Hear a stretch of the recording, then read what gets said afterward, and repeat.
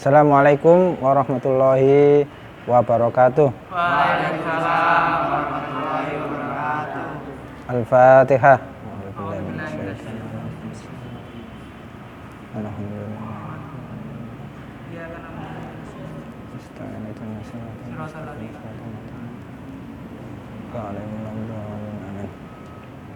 Ya, hari ini kita akan melanjutkan pengajian Nasoihul Ibad meneruskan Ustadz Ajis kemarin.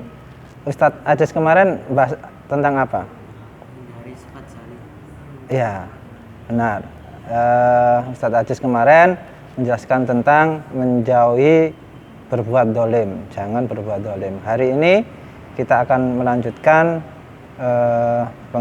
pengajian yang telah diampu oleh Ustadz Ajis Jumat yang lalu. Sekarang saya teruskan, dan ini ada kaitannya dengan Ustadz Ajis kemarin ya. Bismillahirrahmanirrahim. Ya ibadi kullukum dhalun illa man hadaituhu fastahduni ahdikum. Ya. Wahai hambaku, kalian semua itu sesat kecuali orang yang aku beri petunjuk, maka mintalah petunjuk atau carilah petunjuk kepadaku, maka aku akan kasih petunjuk. Hari ini berbicara tentang hidayah. Kemarin berbicara tentang dolim. Nah, hidayah ini samratun nur, ya, buah dari cahaya. Dolim itu gelap, kemudian lawannya dolim itu adalah nur, yaitu cahaya, sehingga terang benderang. Kalau terang benderang ini kelihatan ada matahari, ya, ada lampu kelihatan, maka langkah berikutnya adalah petunjuk. Ya. Kita membutuhkan petunjuk. Misalnya ini Alif sama Rizal, ya, jalan-jalan ke kota yang nggak pernah dikunjungi atau nggak pernah dilewati. Pasti Alif membutuhkan petunjuk. Entah itu rambu-rambu yang ada di mana itu, di jalan, ya, ada arah ini ke Mojokerto, kalau ke kiri ke Malang, kalau ke barat ke Tuban, ya ada petunjuk. Enak kalau ada petunjuknya. Tapi kalau nggak ada petunjuknya, ya apa? Bingung, ya, nggak ada petunjuknya, bingung, dan bisa kalian tersesat, karena secara bahasa sesat itu adalah salah jalan. Nah, kalau salah jalan berarti kalian tersesat. Ya. Petunjuknya macam-macam. Ya, petunjuknya bisa rambu-rambu, bisa kalian bawa Google Map. Ya, tapi kalau nggak punya paketan, ya nggak bisa buka Google Map. Ya, harus tanya orang yang tahu di pinggir jalan, tanya orang. Ya, kalau tanya orang yang nggak tahu berarti kalian juga nanti nggak bisa mendapat petunjuk. Ya, orang yang tahu nanti kalian bisa mendapatkan petunjuk, tahu jalannya dan tidak tersesat. Katanya Pak, tersesat itu akhirnya tahu mana-mana. Ya, ada yang bilang tersesat karena nggak tahu. Ya. Tersesat itu enak Pak, tahu mana-mana. Ya tapi kan soro, ya, muter. Ya, misalnya salah jalan, apalagi salah jalan di tol. Itu sekali salah jalan kalian muternya jauh, bisa PP pulang itu bisa 2 kali, ya. Paling enak itu tahu jalan. Ya, tahu jalan itu harus butuh hidayah. Di Al-Quran itu sudah digambarkan bagaimana orang itu mendapat hidayah dan bagaimana orang itu tersesat. Di surat Al-Fatihah itu ada ihdinas siratal mustaqim siratal ladzina an'amta alaihim ghairil maghdubi alaihim waladdallin. Ya. Pertama itu ditujukan kepada orang Islam. Ihdinas siratal mustaqim, tunjukilah kami jalan yang lurus. Ya. Di tafsir Ibnu Katsir disebutkan Shiratal Mustaqim itu ada yang mengatakan Al-Quran, ada yang mengatakan lagi Islam. Jadi itu tafsir Ibnu Katsir ya. Kalau dicocokkan dengan ayat setelahnya, itu cocoknya ke tafsir bahwa Shiratal Mustaqim itu Islam. Kenapa? Karena di ayat setelahnya itu ada ghairil maghdubi alaihim, yang dimurkai. Ya, di tafsir Jalalain, ghairil maghdubi itu ditujukan kepada orang Yahudi, waladhdallin itu ditujukan kepada orang Nasrani. Jadi Yahudi itu yang dibenci, Nasrani itu yang tersesat. Ya. Islam,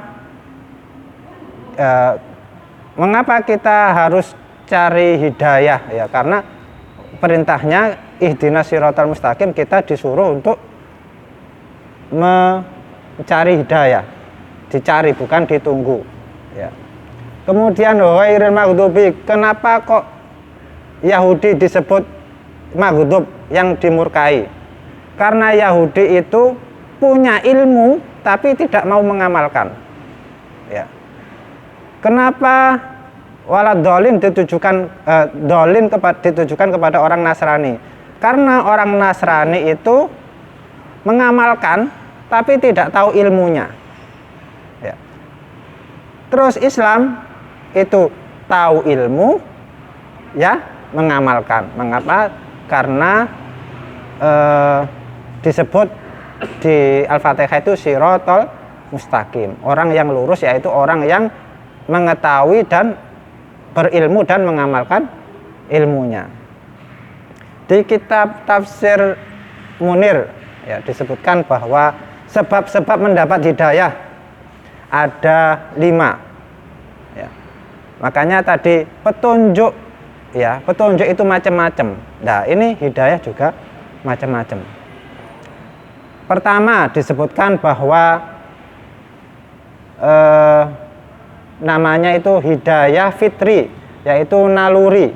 Ya, namanya ilham fitri, yaitu naluri bawaan. Ya. Kalian lahir di dunia itu punya naluri, ya, naluri bawaan yang diberikan oleh Allah, yaitu hidayah ilham fitri tadi. Ketika kalian butuh makan, mau makan, nangis. Ada yang mau butuh makan ketawa? Nggak ada. Ada yang ketawa? Nggak ada ya. Lahir ketawa nggak ada. Lahir pasti nangis. Mau kencing, apa namanya? Pokoknya terus nya nggak dibersih-bersihin, nangis. Ya. Ngasih tahu orang tuanya bahwa saya ini jijik, ya, dengan cara nangis. Ya.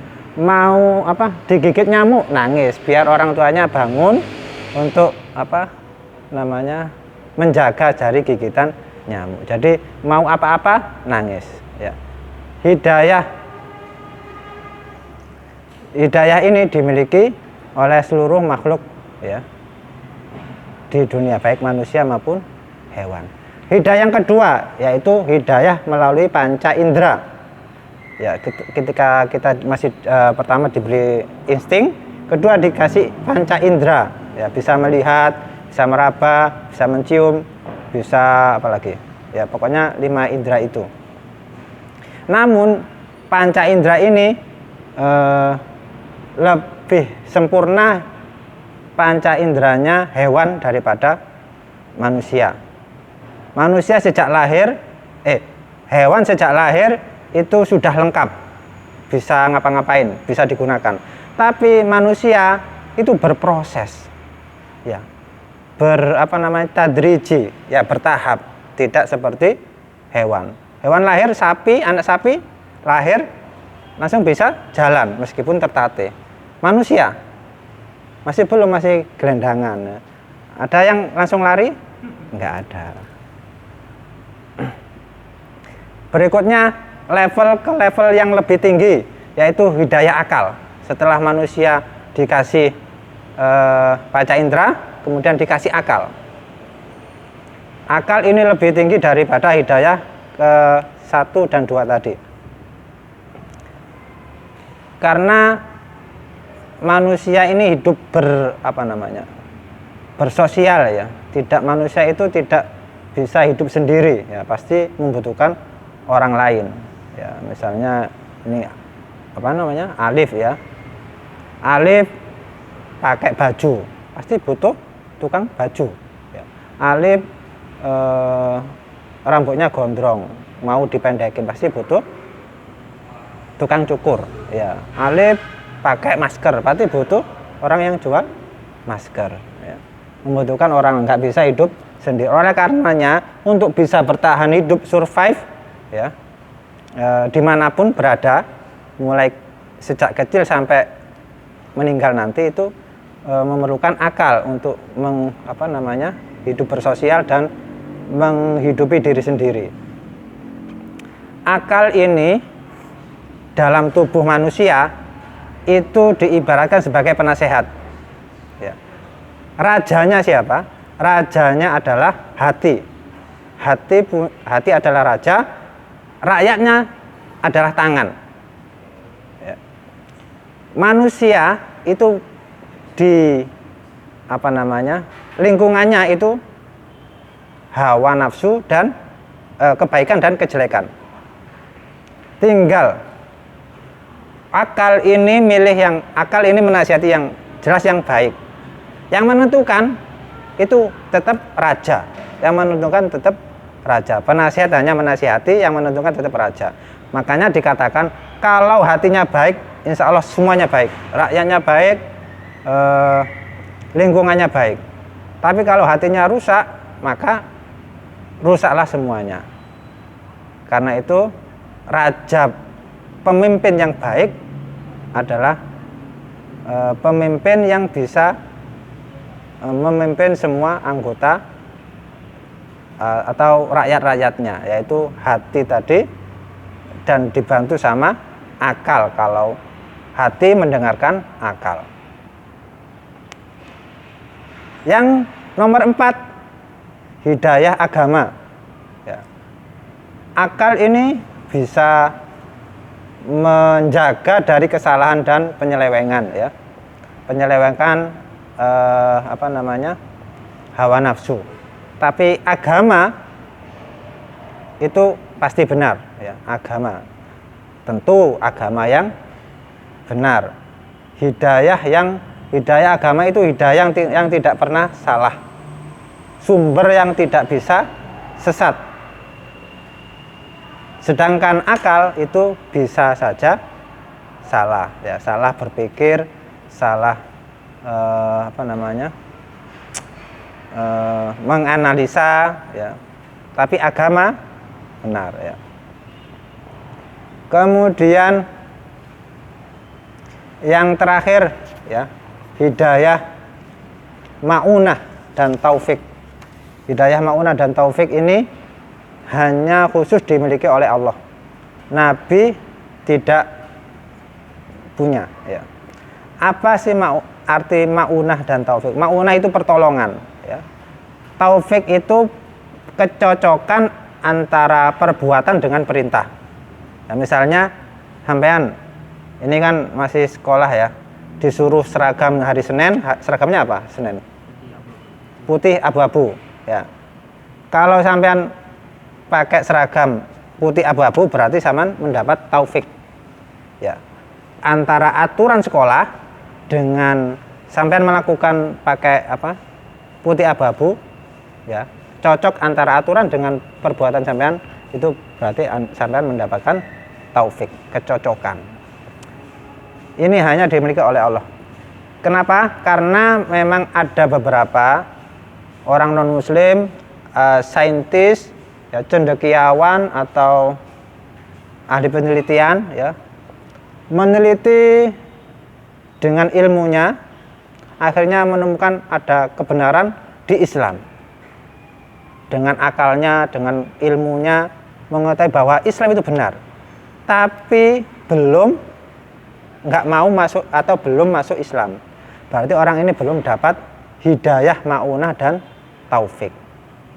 Ada yang meneliti, ya, Maurice Bucaille itu ya, peneliti, ilmuwan, dia dengan ilmunya, kemudian dia tahu Islam, ajaran Islam, kemudian ternyata Islam itu benar, ya, menurut akalnya, menurut ilmunya. Nah, berarti orang ini dapat ma'unah, juga dapat hidayah melalui hidayah jenis akal tadi, ya, karena dia mengetahui. Itulah 5 macam hidayah. Ya, hidayah pertama, hidayah apa? Kalau ingat, ada apa tadi? Hidayah ilham fitri, yaitu insting. Kedua, hidayah apa tadi? Akal nomor 3. Nomor 2 itu hidayah panca indera. Ketiga, hidayah akal.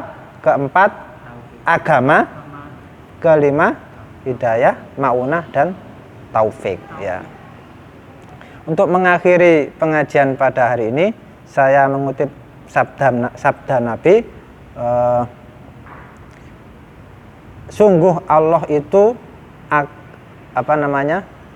memberi hidayah lantaran kalian ini, misalnya kalian ngajak orang sholat, ya, yang nggak sholat diajak sholat, terus sholat, berarti zaman itu lebih baik daripada sampean punya unta merah, ya.